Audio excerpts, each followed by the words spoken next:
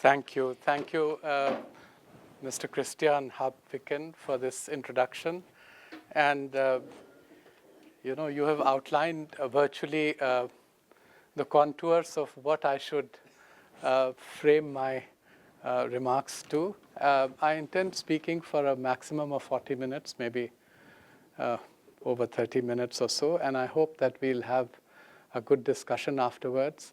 Since I was asked to speak on India's neighborhood, I'm not going to, in my introductory comments, talk about India's global interaction, but you are free to ask any question that you feel like. Before starting on India's neighborhood policy, I think it's important to situate this in the context of a global perspective. And those of you who follow international politics would surely be following Henry Kissinger's writings. And last year he wrote a book entitled World Order, in which he came to the rather startling conclusion that actually the world is in a relative state of disorder. And it is more complex and conflicted than at any time since the end of the Cold War 25 years ago. So what is the singular focus of India's neighborhood policy? It's the same as India's overall foreign and security policy objective. It is to accelerate India's ongoing transformation and to create a conducive international environment for it. And India simply cannot afford an unsettled periphery around its borders. So it has, perforce, must have a modus vivendi with its neighborhood, including with Pakistan and China. What constitutes India's neighborhood? Curiously, between the political leadership that we had in the post-independence period, Jawaharlal Nehru symbolized that. I mean, the origins of Indian foreign policy are embedded in our freedom struggle, and the original impulses came from there, including the quest for a non-aligned policy. And the practitioners of Indian foreign policy just after independence, many of whom were a carryover of the Indian civil service, led by the first Secretary General of the Foreign Office, G.S. Bajpai. And in G.S. Bajpai's vision, India's interests that straddled the subcontinent stretched from the Hindu Kush in Afghanistan to the Irrawaddy in Myanmar. And speaking of the seas, it stretched from Suez to Shanghai. And this was embraced also by Jawaharlal Nehru, and it's symptomized by the the countries that were invited to the Asian Relations Conference 4 months before we became independent in 1947. But this early vision of the neighborhood and an expansive view of India's external engagement ran into immediate difficulties in the post-independence phase. We embraced the colonial India's vision of where our interests lay without the imperial power to back it, and without the alliance system that operated for much of the 20th century that underpinned British power till it sustained them to maintain a presence east of Suez, stretching into the second half of the 20th century. That India did not have. And we were hobbled also by internal challenges, the challenges of integrating the 500 plus Indian states that had varying levels of engagement with the British Empire. So those were integrated either with India or with Pakistan. And then immediately we were faced with an external challenge, which was related also to India's integration with the states, specifically the integration of Jammu and Kashmir. So we got embroiled in a conflict with Pakistan in 1947-48. And then in late 50s, we developed a problem with China. And in 59, it came to the fore when the first Indian patrols were intercepted by the Chinese, and some of them disappeared. And that was the first time the Indian leadership became acutely aware of a two-front dilemma for India. And then we had an economic catastrophe to deal with on the eve of independence. There was the Bengal famine in the 40s during the war, when Churchill said that the Bengalis could die, but the British Tommies had to be provisioned. So in fact, during that famine, there was food exported out of India. So India was a net food exporter at the time when hundreds of thousands of Indians died in that big famine. So in 1947, when we became free, we were very poor. The lifespan of Indians at that time was 46 years. And then, so besides being among the most impoverished people in the world, we got out of that with some effort in the late 1960s. But till the mid-1960s, even at those values then, in 65 and 66, we survived and we saved ourselves from a famine by the PL 480 ship-to-mouth shipments that arrived from the United States of America. But curiously, they also helped us through scientists such as Norman Borlaug, who was awarded the Nobel Prize, to help us set up a range of agriculture universities that produced extension workers, and then with some support in inputs, some support on pricing of the produce, and with agriculture credit being provided, we turned the food situation around. Strategically, things began to improve with the 1971 conflict with Pakistan that resulted in the creation of Bangladesh. And in the 1980s, the secular growth trends in India, which accelerated with the unfettering of the Indian economy and entrepreneurship from the early 1990s onward. South Asia shares a civilizational space. There is a cultural commonality between India and the other countries of South Asia, but the closeness has had, curiously, the opposite effect, because India shares its borders with each of its South Asian neighbors, and none of them share a border with each other. That's the distinctive feature of South Asia. And the cultural closeness has meant that each of our neighbors, understandably, must strive to create an identity for themselves distinct from India, which poses a particular challenge to Indian diplomacy. The physical boundaries of the subcontinent were fractured in 1947, and then they were redone again in 1971. And that also created an impact on the psychological perception of the peoples that inhabit South Asia, and created partitions of the mind among them. And you can find this most sharply reflected in the paranoia in Pakistan about India, which is fomented also by the Pakistan army, because for understandable reasons, because there is an effort to share the spoils of the state there, and the Pakistan army, unlike the Indian army, is not under civilian control and has never been. And so they keep alive the enemy image of India, which militates against our efforts to strike a normal relationship with Pakistan.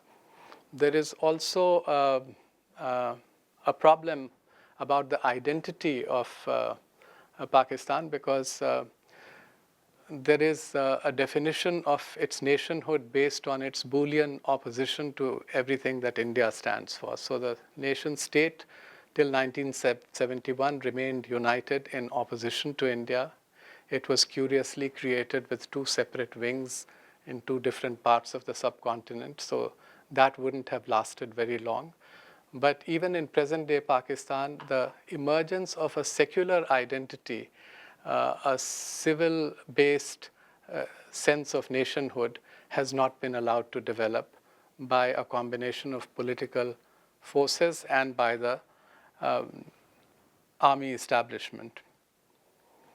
So Indian policy in the neighborhood has been caught often between unnatural expectations from the neighborhood and sometimes pessimism about the real prospects of a productive relationship.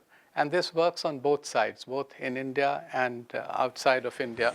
And so very often this relationship has fallen into the margins of what I would call margins of complacency.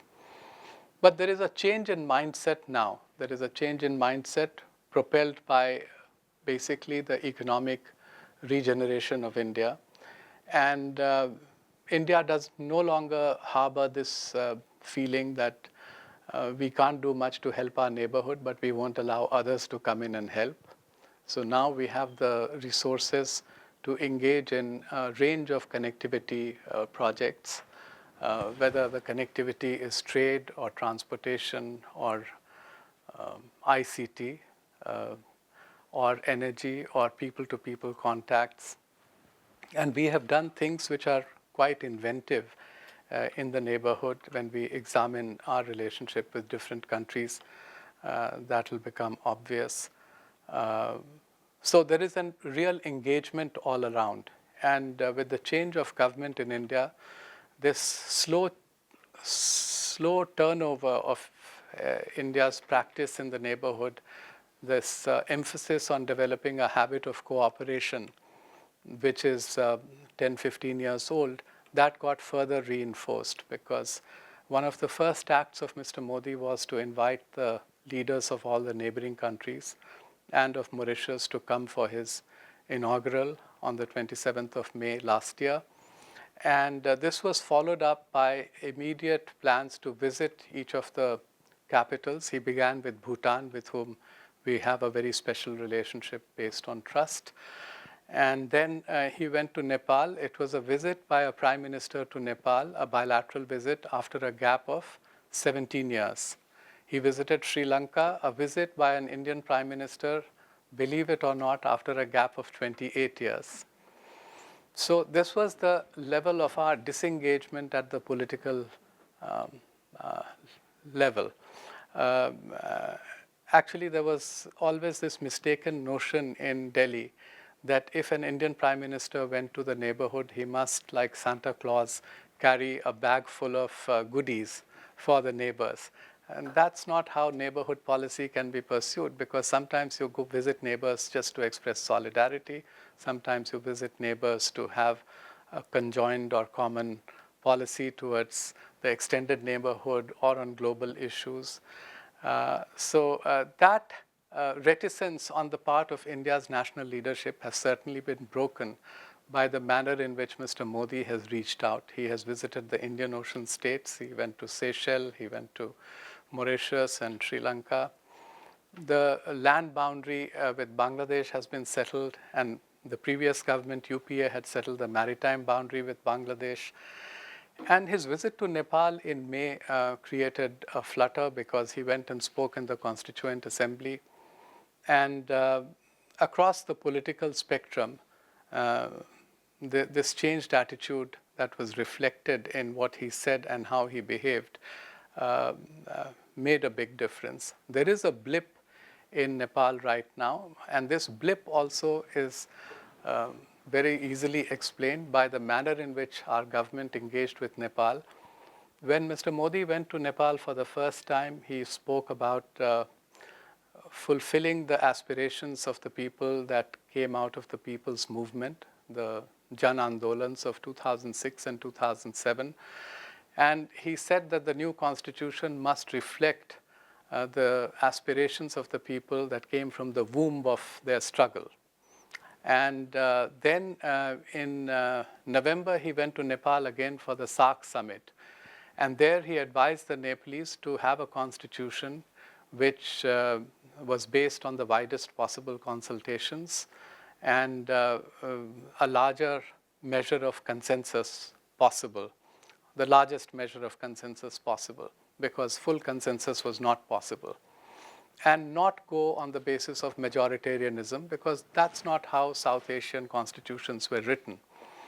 The Pakistani constitution, Pakistan had contending nationality interests, the Balochis, the northwestern frontier province, the Sindhis. Despite that, they wrote a constitution which was adopted by consensus in 1973, which has still lasted them until today. The Bangladeshis had their constitution in 1972, again by consensus.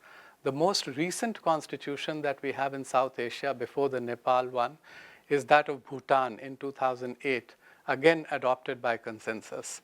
And the Indian constitution, which was done in November 1949, and it got implemented from January 1950 onward. There were different articles on which there was voting on the basis of amendments that had been presented, but the constitution as a whole was again adopted by consensus.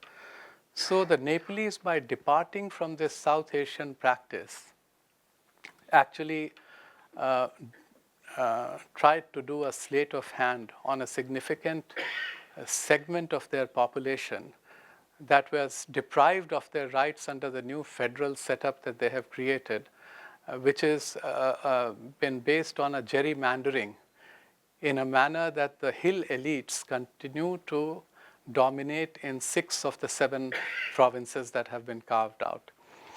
And that led to a disaffection in the belt immediately contiguous to India, where the people who inhabit that belt speak Indian languages, Awadhi, Bhojpuri, Maithili, Bengali. They straddle 5 Indian states, and it's a very narrow strip of territory called the Tarai. Nepal is composed of 3 geographic areas: the high hills, the mid hills, and the plains. And the plains constitute less than 20% of the area of Nepal, but have more than half of the population of Nepal. And of this population, 2/3 are people who are called Madhesis, who are distinct from the hill people. They are like plains people, and they are the ones who are disaffected by the constitution. So they immediately decided to go on a strike and a dharna and a bandh. Basically, it meant a non-violent civil disobedience type movement, blocking all traffic. So in Nepal, of course, there was a feeling that we have imposed a blockade on Nepal. There are 10 crossing points between India and Nepal, out of which 9 are open. The problem for Nepal is that the 10th one, which is blocked, accounts for 60% of the cargo traffic that goes either from India to Nepal or from a third country to Nepal. And Nepal's predicament is that it's a country located south of the Himalayas. So it is connected with India in every possible way. From the supply of common salt to petroleum products, everything goes from India.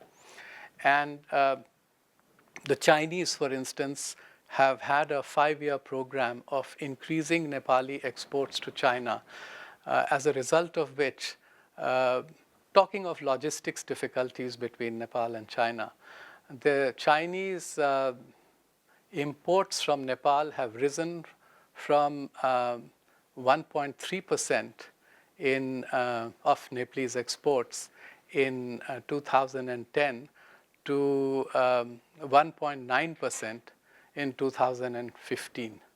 So the point I'm trying to make is that Nepal is connected with India very closely. All Nepalese rivers flow into India and then flow out through Bangladesh to the Bay of Bengal.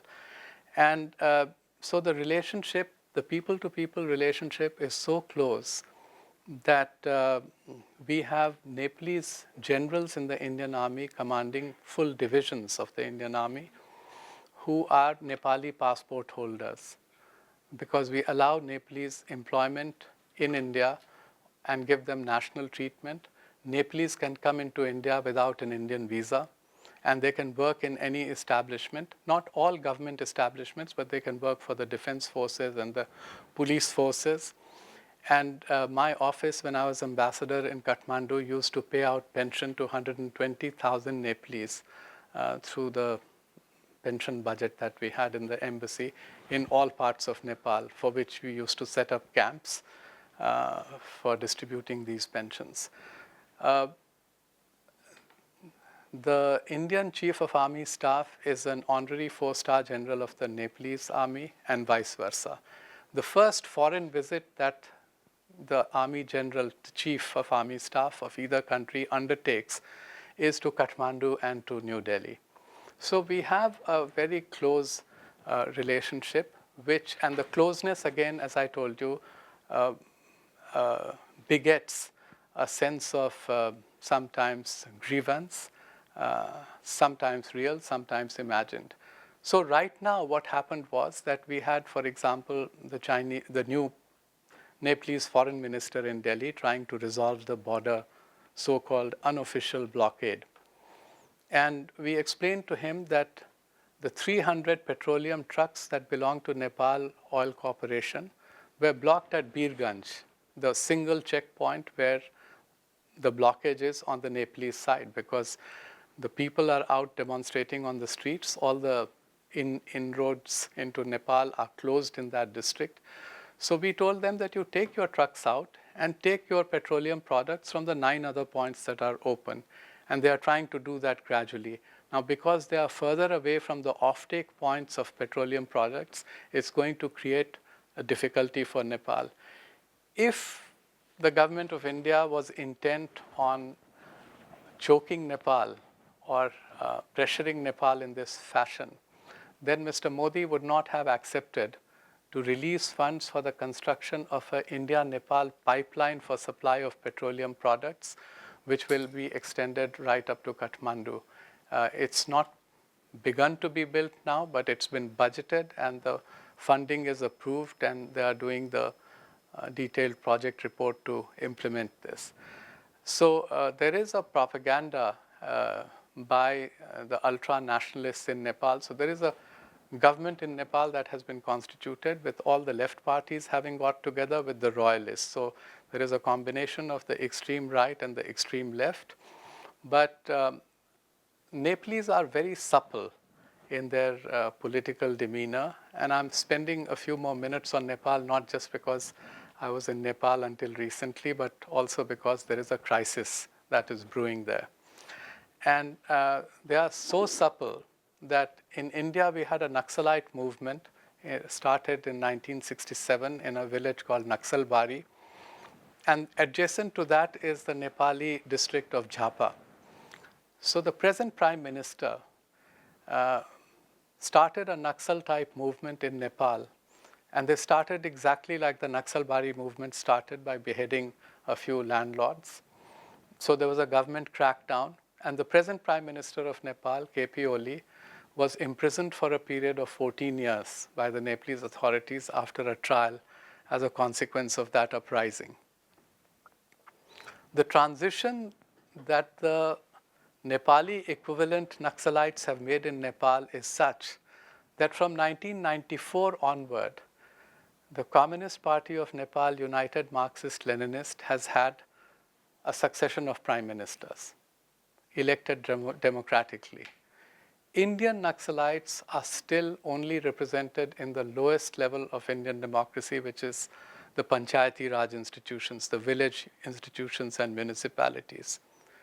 Then there was a Maoist movement in Nepal which started again with a 2-year lag from the start of the Indian Maoist movement. So the Indian Maoist movement started in 93, 94. The Nepalese Maoist movement started in 96. And the Indian Maoists are still in the trenches fighting the Indian state. The Nepali Maoists, 2 of them have been prime ministers in Nepal already. And for the entire duration, or much of the duration of my stay in Nepal, there was a Maoist prime minister that I had to deal with. So I have no doubt that the Nepalese are going to overcome this present difficulty, because they have done remarkable things earlier. And I was trying to find out whether in the PRIO IDSA collaboration, the first phase of which in the first 5 years from 2006 to 2010 was devoted to peace studies and the constitution of insurgent groups and the recruitment and so on. That was the mandate. And I found that no work has been done, and we have missed out on a very big story out of South Asia, which is the remarkable transformation of Nepal, which has moved from a state of civil war to civil order. It has moved from a monarchy to a republic, and now it has a federal democratic constitution, which, by the way, is an advance to any other South Asian constitution in that it protects seats for women at different levels of administration, including in the central parliament. It gives representation to disadvantaged segments of the population, and it's the only constitution that allows proportional representation elections, not of the entire legislature, but over 1/3 of it. So there are many good features in the constitution, and the most remarkable transformation in Nepal was that the former members of the People's Liberation Army, those of whom had opted to join the Nepalese army, have been allowed to do so. Luckily for Nepal and the Nepalese army, the majority of the 19,000 odd PLA members chose to take the golden handshake, but 1,400 of them now are part of the Nepal army. So what remaining resolution Nepal requires is very small compared to the remarkable changes that have been brought about through a process of peace and conciliation and dialogue by the Nepalese leadership. So we are confident that this too will be resolved.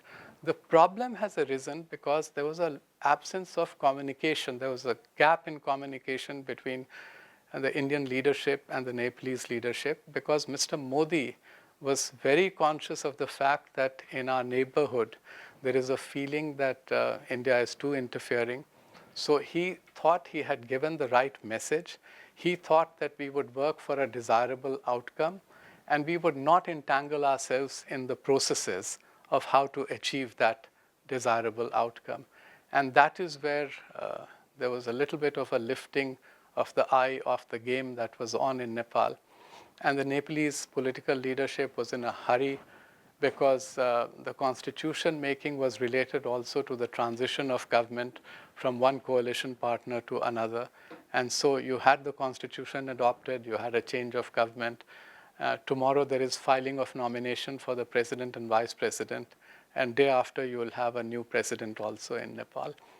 Once that happens, then I'm sure this problem will be over.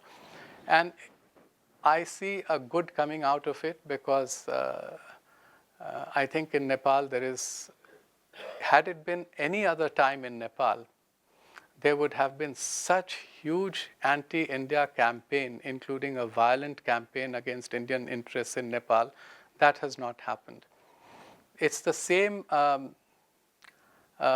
India. Many Nepali journalists have written, responsible journalists, that came to their assistance when they had this massive earthquake.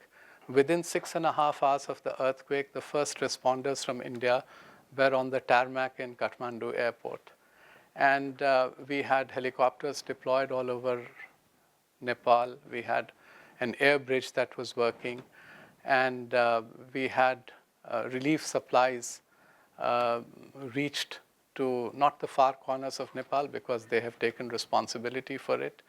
And there was a post-earthquake reconstruction meet in which India offered the most substantive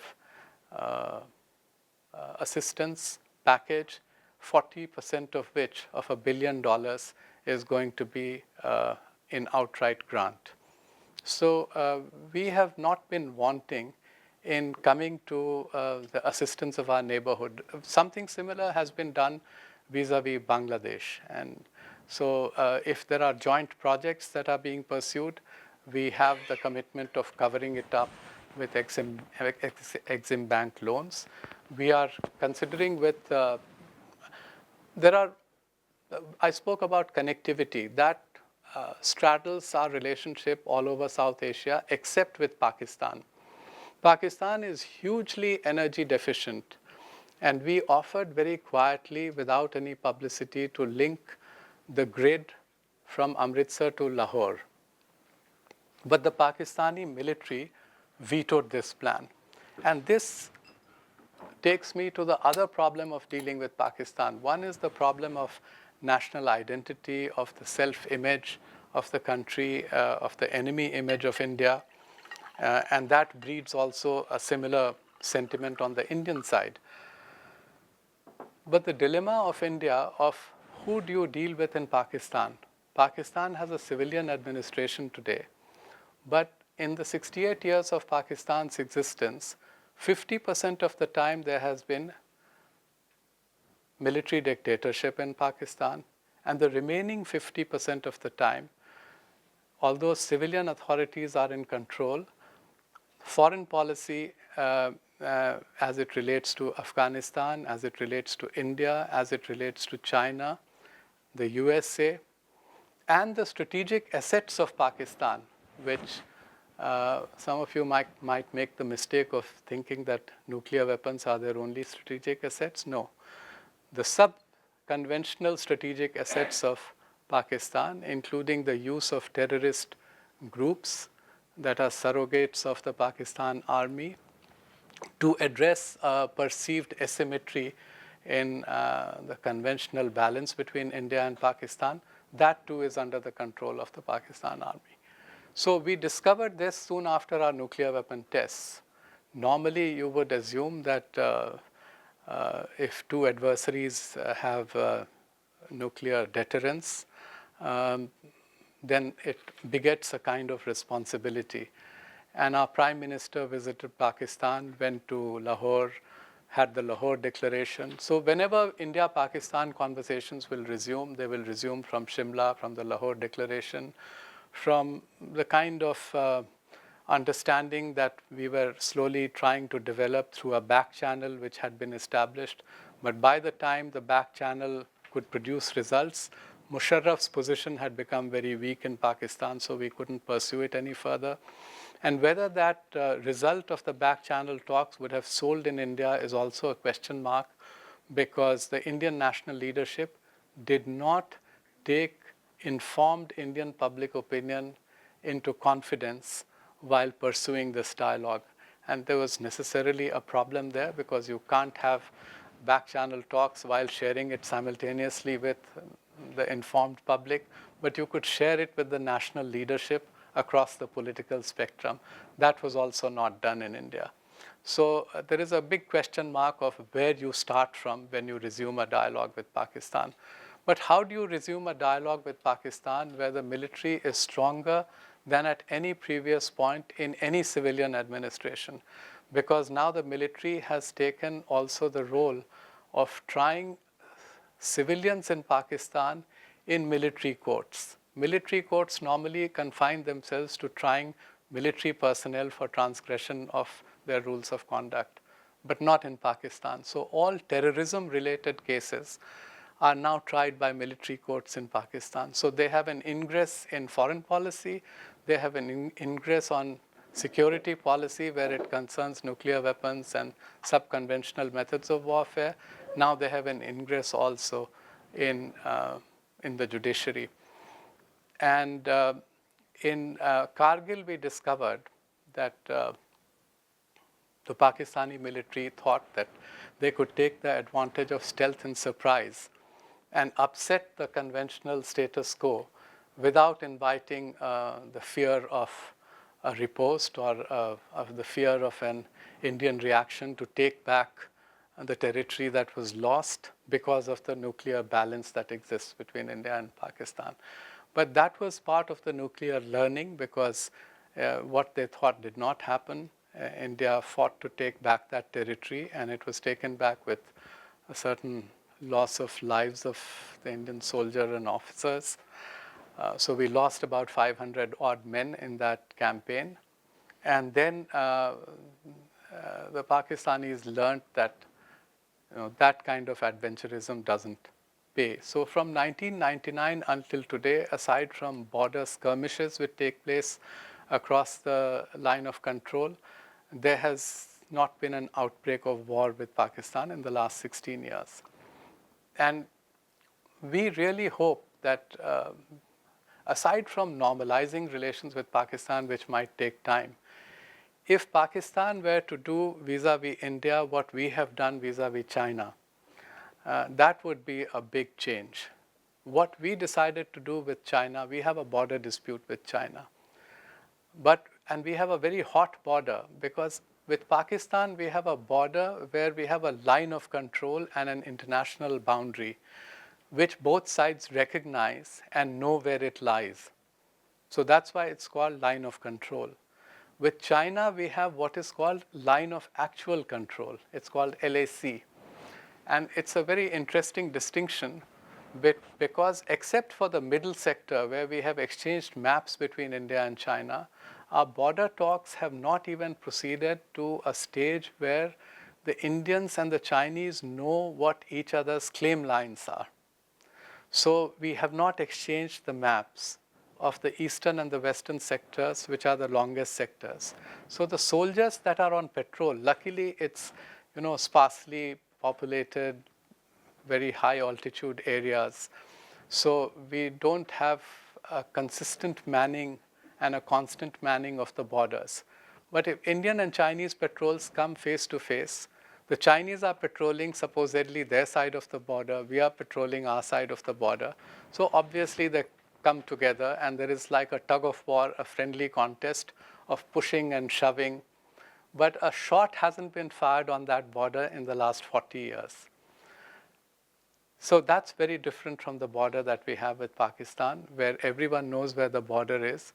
But in order to keep the temperature high and in order to bring a focus on the need for Pakistan to arm itself, to have a strong military, the border is always kept unsettled by the Pakistani military. So what we have done in the interim to deal with this problem is to harden ourselves. And the public mood in India on Pakistan was quite conciliatory and a little bit different from the mood in Pakistan about India, in the sense that there was a large constituency in India which was in favor of making the necessary concessions in terms of trying to have some accommodation with Pakistan, but no more. And no more after Mumbai, because the Mumbai attack was carried out by a group of terrorists who were trained by the ISI. And the masterminds of the Mumbai attack are free citizens in Pakistan, not incarcerated in jail, not being prosecuted, although the government of India considers them fugitives. And the US government has a bounty on their head. But they go around organizing meetings, collecting funds. And that has really upset the mainstream of Indian opinion. And what has happened as a result from 2008 onward is that irrespective of which government is in power, it's not a question of Dr. Singh or Mr. Modi. The people in India have decided to turn their backs on Pakistan and get on with their own lives and own development, which does not necessarily mean that we want bad relations with Pakistan. We don't want a conflict with Pakistan either. But there is no appetite in India to go out of the way to engage Pakistan. That said, if you look at the history of the ups and downs, the peaks and troughs, and the vicissitudes of India-Pakistan relations, there is always a possibility that the leadership, despite all the constraints, would be trying to create space for another effort to resolve problems between India and Pakistan. I'll say a few words about China. With China, we have a discourse which is very popular about two great Asian civilizations that have had a rich cultural interaction. If you look at the actual state of the cultural contact, we had some very significant Chinese pilgrims in India that wrote about accounts of ancient India, without which our ancient Indian history would not be complete today. Especially there were Buddhists and Fahian and Huensang who came to India and left detailed accounts of the description of cities, the composition of social groups, the system of governance, philosophy, and so on. These are bestsellers in India and in China. But the actual physical contact has always been limited between India and China. and that is because of the Himalayas. The contact on the sea route was much greater, and cultural historians say that contact between the Indian coastal cities, particularly from Kerala to the East China Sea, were much greater than the contacts across the Himalayas. The one place where India and China had huge contact was in Southeast Asia at the time of the Sri Vijaya empires from the 9th to the 12th centuries. And so there was a kind of Sino-Indic confluence which was centered in Southeast Asia at the time when the Borobudur and temples were built, and Islam slowly began to spread in the period immediately after that, and that provided a further link to traders, but the earlier link also worked very well. That discourse is important when we come face to face with the great Chinese initiative of the SREB, the Silk Road Economic Belt, and the 21st Century Maritime Silk Road. These are two initiatives which touch the periphery of India. One part of the SREB entails building of a road from Kashgar to Gwadar, and eventually a pipeline and a railway system on a north-south axis. One end of that initiative comes through Myanmar into Bangladesh up to Calcutta. This is the Kunming initiative. And one other initiative brings the Chinese railroad from Tibet down to the Nepal border and from Nepal into India. India-China relations for a long time to come will remain adversarial, much in the same way as the US-China relationship is adversarial. But neither United States is looking for an opportunity to engender a conflict with China, nor is India. And the other way around is equally true. The Chinese are as committed as we are to building a multifaceted relationship and an increasingly economic relationship. And from the time we removed our reservation on building relations with China, irrespective of whether the border issue was settled or not, this was a decision that we took 10 years ago, the economic relationship has prospered. Although we have found great difficulties in breaking into the Chinese market in precisely the areas we are competitive. For instance, in software, our companies are not able to make the same inroads in the Chinese market as we are able to do in Europe and the United States. In pharmaceuticals, there are tremendous market barriers. But overall, the relationship looks very different today than it was 10 years ago.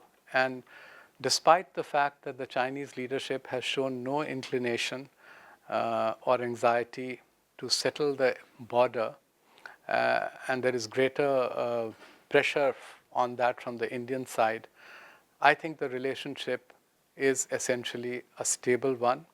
And arguably, China, because of the rise of China and because of the role it is going to play in Asian and world affairs, will be, I think, the most important relationship that India will have to contend with in the future. So our policy on the One Belt, One Road initiative is predicated on the fact that it touches India's periphery but doesn't answer India's needs. For instance, the Chinese are building connectivity with Central Asia. They know the Indian imperatives there. They know the Indian plans to build a north-south international corridor through Bandar-e-Abbas and Chabahar, linking up to Central Asia and eventually to Russia. They know that we have been making efforts also through our friends to persuade Pakistan to provide us overland access to Inner Asia, to Iran and to Afghanistan. So at no level has the Chinese leadership or the Pakistani leadership expressed a commitment to building an east-west axis also in this connectivity project alongside with their north-south axis. And so India, in a way, is enclosed by the Chinese initiative. And the last point that I want to make on this issue is an interesting one, because the land belt and the sea link, the road, the maritime Silk Road, they come together in Pakistan as they eventually come together in Europe, because this is the Chinese plan to link China with Eurasia overland. But the sea link also links to Europe. So the investment that the Chinese are thinking of putting in Pakistan in the next 10 years can potentially transform Pakistan and make it a better place. The problem there is that so far Pakistan has played a role in Chinese geostrategy, which has been a very limited one. Their interest in Pakistan is to keep India busy in South Asia, keep India bottled up in South Asia. The whole nuclear cooperation between Pakistan and China was predicated on it. The military cooperation is predicated on it. The Chinese supplied feedstock, trigger, nuclear technology. They tested the Pakistani weapon, creating for India the compulsion of testing a nuclear weapon of its own, simply because India could not have a bomb in the basement like Israel has had, or as Pakistan had when we tested. And the proof of what we thought about the Pakistani possessing the nuclear weapon was brought out just after the Indian testing, because you can't manufacture a nuclear weapon in a month's time. So when we tested, within a month, Pakistan tested. And it is, in a sense, to my mind, going to be a stabilizing factor in South Asian politics and in the future relationship between India and Pakistan. But coming back to China, Pakistan's salience to China is going to be in future arguably different from what it has been in the last 50 years, because the belt and the road come together in Pakistan. So Pakistan now is important to China regionally and globally. Gwadar can potentially become, if the pipeline is built from Gwadar to Kashgar, a major offtake point for Chinese, that they don't have to take their shipping containers and oil tankers through the choke points of the Gulf of Hormuz or the Straits of Malacca. And so the Chinese project in Pakistan cannot succeed if Pakistan does not change its political makeup in terms of its regional relationships, including with India. And there lies the opportunity also in the potentially redefined Pakistan-China relationship. I wanted to end with just a couple of sentences about, I'm not going into the problems that we confront still in the future in the neighborhood. Maybe I'll answer them in conjunction with one of your questions. But has there been a change in Indian foreign policy post Mr. Modi's arrival on the Indian political scene? On substance, I would say no. In style, there is a new energy and dynamism that is very visible. There is a more robust approach to India's foreign and security policy that has been seen since the time of Mrs. Indira Gandhi. And Mr. Modi himself strongly believes that all the initiatives that he has taken has restored India's global credibility in terms of India's politics, India's governance, and economy. And the economy is looking up, not as much as we expected, but we are now registering the highest growth rates of our size of the economy in the world. And we hope to take this forward to a higher growth path, maybe to 9%, 9.5% over the next 2 years. We have engaged very early in the administration of Mr. Modi with the United States, 2 bilateral visits exchanged between President Obama and Mr. Modi in this period, and with France and Russia, we have a strategic relationship, so that has been kind of reiterated and restored. We have a significant military connection with both of them. Russia continues to help us on the third leg of our triad, the Arihant, and the building of the nuclear-powered submarine.